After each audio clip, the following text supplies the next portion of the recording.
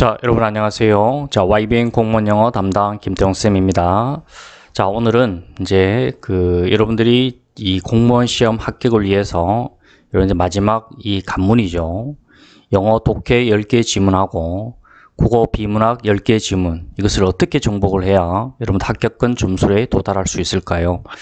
자, 지금 올해는 각 기관들마다 지금 일행직 기준으로 봤었을 때 지금 합격권이 지금 거의 80점 초반대를 지금 이루고 있다는 것은 지금 보통 일행직이면은 거의 90점대를 상향해야 되는데, 그만큼 지금 이번 국어의 어떤 시험의 어떤 난이도가 지난 3년 동안의 어떤 출제 경향으로 봤었을 때는 이제 문법적인 공부에 매달리고 그런 쪽의 국어 시험을 준비해서는 절대로 고득점을 해서는 안 된다라는 이야기죠. 그래서 PCS나 NCS의 어떤 언어 논리의 어떤 출제 흐름에 따라서 이제 국어 방향을 읽기 위주, 독해 위주, 특히 이제 비문학 독해 위주의 공부가 이루어져야 되고, 그러면 이제 그 앞에 문학 부분에 이제 4-5문제, 그리고 특히 한자 3문제, 이렇게 상담을 하다 보면은 한자에 대한 어떤 비중을 최근 시험에 3문제 정도 나오는데 어떻게 대비하느냐라고 물었을 때, 불합격한 학생들이 대부분은 거의 제대로 준비하지 않습니다. 그 요행을 바라고 찍는다라는 쪽으로, 그런 쪽으로 발상을 가지고 수험 생활하는 걸 봤을 때 참 안타깝고요.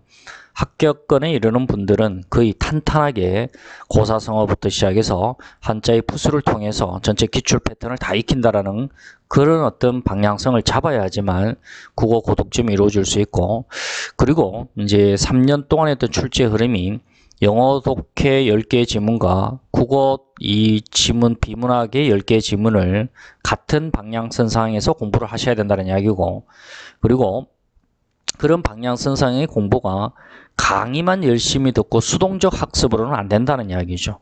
그래서 여러분들이 어느 시점이 되었을 때는, 선생님이 생각했을 때는 보통 한 가을쯤이라고 생각합니다. 가을부터 내년 시험 가까이 올 때까지 적어도 6-7개월 이상은 자기 스스로 비문학 지문하고 그리고 영어 독해 지문을 매일 자기 스스로 생각을 하는 공부가 이루어져야 됩니다. 그리고 독해도 지문을 구문 독해 위주로 완벽하게 분석하는 그런 위주의 어떤 공부도 안 된다는 이야기죠.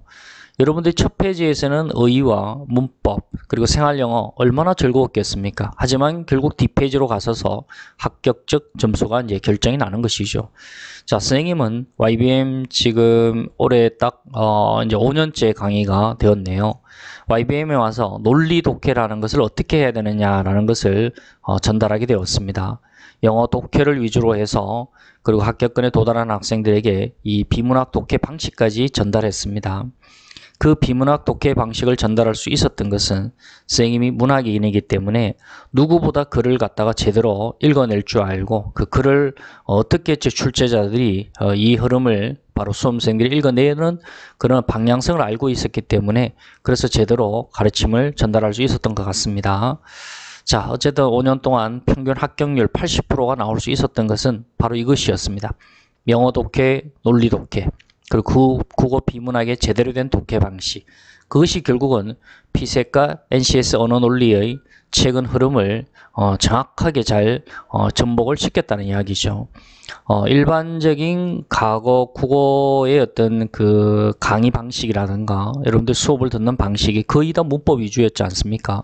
근데 3년 동안 출제 흐름을 봤을 때 이제 국어 문법은 거의 평이하고 거의 표준적인 문법 위주를 공부를 하고, 나머지는 전부 한자 공부와 읽기 위주, 비문학의 어떤 해석적인 독해를 어떻게 할 것인가, 그리고 영어 독해, 각 영역별로 제목, 요지, 주제를 어떻게 독해를 1분 안에 해낼 수 있을 것인가, 그리고 빈칸 논리의 어떤 추론 논리를 갖고 해낼 수 있을 것인가, 순서, 흐름, 삽입을 어떻게 전략적으로 잘 연습을 해서 아무리 어려운 지문이라도 정답으로 갈 수 있는 독해를 해낼 수 있을 것인가, 그런 식으로 소재와 그리고 논거를 정리해서 그거를 정리하고 거기에 대한 지문 자체를 이해하는 쪽으로 들어가야 되는 것이지, 중고등학교 학습 방향의 어떤 영어의 어떤 그 구문 독해, 문법 독해 그런 위주로 해서는 안 된다는 이야기죠.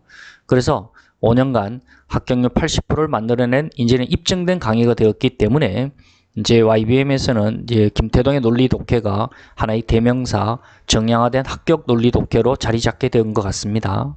자, 어쨌든 현장 강의에서는 영어 제대로 된 여러분들이 고득점할 수 있는 합격률 80%를 이루는 강의를 전달하고, 그리고 개별적으로 국어에 대한 어떤 여러분 학습, 특히 이제 에어클래스 사이트를 통해서 쌤이 국어 강의를 108시간 러닝타임을 통해서 지난 6개년도 모든 기초를 다 분석해 놓았습니다. 이번 강의에서 여러분들이 유튜브에서 확인했듯이 적중률 100%에 가까운 강의라고 저는 확신합니다. 자, 어쨌든 영어 현장 강의를 들으면서 앞으로 이제 국어 고득점할 수 있는 그 어떤 스파르타 강의가 이끌어지는 하니까 거기에 맞춰서 여러분들이 따라오신다면은 내년도에도 똑같은 합격률로 또는 더 높은 합격률로 합격의 기쁨을 맞이할 것이라고 생각됩니다. 자, 그러면 이것으로 지방직 9급에 대한 전체 영어 국어에 대한 적중 강의 내용과 그리고 전체 총평과 앞으로 학습 방향에 대해서 설명을 마치도록 하겠습니다. 자, 열심히 하셔서 내년 시험에는 실패하지 않는 수험생이 되고 꼭 합격하는 수험생이 되길 바라겠습니다. 자, YBN 공무원 영어 김태동 쌤이었습니다. 감사합니다. 자, 18번 문제 피셋 논리 유형. 자, 세 번째 문제 유형이죠. 가에 들어갈 말로 가장 적절한 것은, 일단 단락 개념은 한 개고요. 자, 일단 소재를 먼저 잡아보면 자기 지향적 동기와 타인 지향적 동기는 행위의 적극성과 어떤 관계가 있을까? 그럼 여기 이제 여기에 소재가 되겠죠. 자기 지향적 동기와 타인 지향적 동기 A, 요거는 행위의 적극성과 어떤 관계가 있을까? 요거를 지금 소재와 논거로 잡고요. 자, A는 자율방범대원들에게 이 일의 자원 동기에 대해 물어보았다.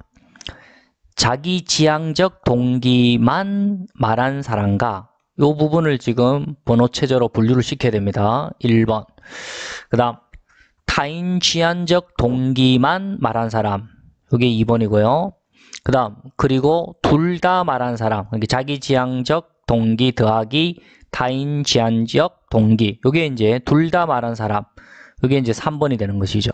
자, 무슨 말입니까? 자율방범대원들 지금 모집이 이루어지는데, 내가 한번 해보겠다. 내가 적극적으로 한번 해보겠다. 이게 이제 자기 지향적 동기만 가지고 있는 사람이고, 그 다음 타인 지향적이라는 것은 남이 시켜서 어쩔 수 없이 지금 자원 동기를 했다라는 사람이고, 그리고 둘 다 말한 거는 자기 지향적 동기 50%, 남이 허락해서 들어가는 거 50%. 이게 이제 3번이 되는 것이죠. 고르게 분포되었다. 그 후 설문에 참여한 사람들이 2개월간 방범 순찰에 참여한 횟수를 살펴요. 이 참여한 횟수가 많으면 많을수록 행위의 적극성이 높다는 이야기고, 참여한 횟수가, 순찰에 참여한 횟수가 적다는 것은 행위의 적극성이 뭔가 부족하다는 이야기죠. 그 결과 자기 지향적 동기를 말한 사람들 모두가, 이런 걸 잘 봐야 돼요. 자기 지향적 동기만 가는 거와 자기 지향적 동기를 말한 사람들, 이걸 잘 봐야 돼요. 그럼 요거는 1번도 되죠. 자기 지향적 동기만 말한 사람 1번도 되고, 그 다음 3번도 되죠. 둘 다 말한 사람, 자기 지향적 동기 더하기 타인 지향적 동기, 그럼 1, 3번이 되는 거죠. 자기 지향적 동기를 말한 사람들 모두가 자기 지향적 동기를 말하지 않은 사람들보다, 이거는 이제 타인 지향적 동기를 말하는 사람이 되겠죠. 이게 2번이 되는 거죠. 순찰 횟수가 더 많은 것으로 나타났다는 이야기죠.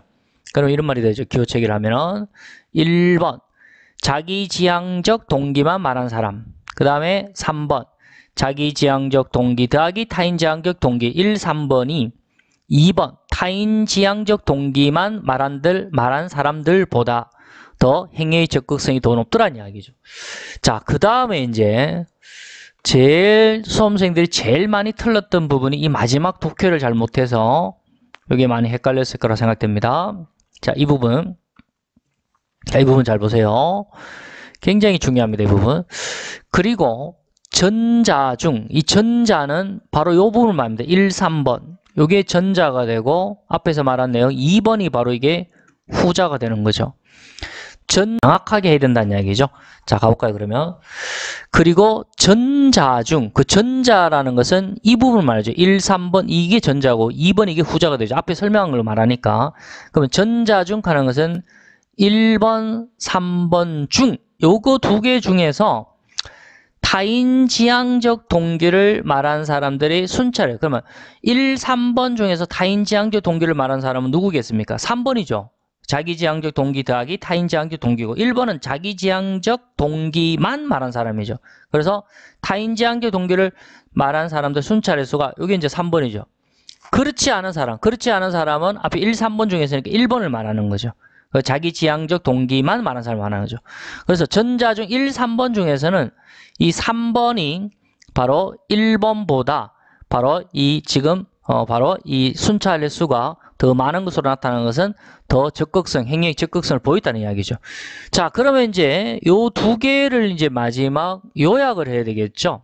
자, 이 부분을 이제 마지막 요약을 하게 되면은 전자 1, 3번 중에 3번이 1번보다 높다 했으니까 제일 앞에 3번이 나와야 되고요. 그 다음에 이제 1번이 나와야 되고 그 다음에 제일 꼴찌가 바로 2번이 나오는 거죠.